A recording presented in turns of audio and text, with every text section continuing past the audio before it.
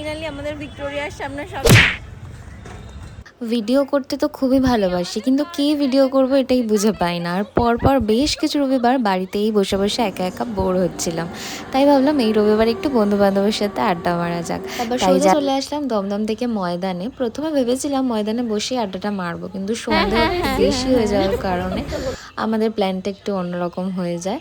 আর তারপর আমরা ডিসাইড করি যে চল একটু সবাই মিলে ভিক্টোরিয়ার সামনেটা যাই, ফটো তুলি, একটু দাঁড়িয়ে গল্প করি। অনেক দিন পর আসলাম, মানে প্রায় মনেই পড়ে না আগে কবে এসেছিলাম।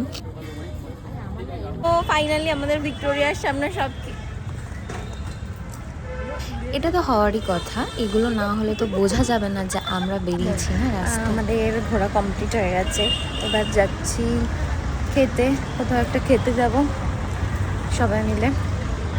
বিভৎস গরম, অনেক দিন পর আসলাম, ভালো লাগছে। একঘেয়ে বাড়িতে থাকতে থাকতে আর ভালো লাগে না। যেহেতু দুপুরবেলা সবাই ননভেজ খেয়েই বেরিয়েছিলাম, তাই আমাদের আর ননভেজ খেতে ইচ্ছা করছিল না। এখানে নিয়ে নিয়েছিলাম ছোলা ভাটুরা, ভেজ ছিল, যেটা খুব টেস্টি ছিল আর ভালো লাগছিল। গরমের মধ্যে বেশি হাবিজাবি খেতে ভালোও লাগে না, তো এইভাবেই কাটালাম সন্ধ্যাটা। খুব ভালো লাগছিল। তোমাদের কীরকম লাগলো আমাকে অবশ্যই কমেন্ট করে জানাও, আর একটা লাইক করে দিও, আর অবশ্যই সাবস্ক্রাইব করো।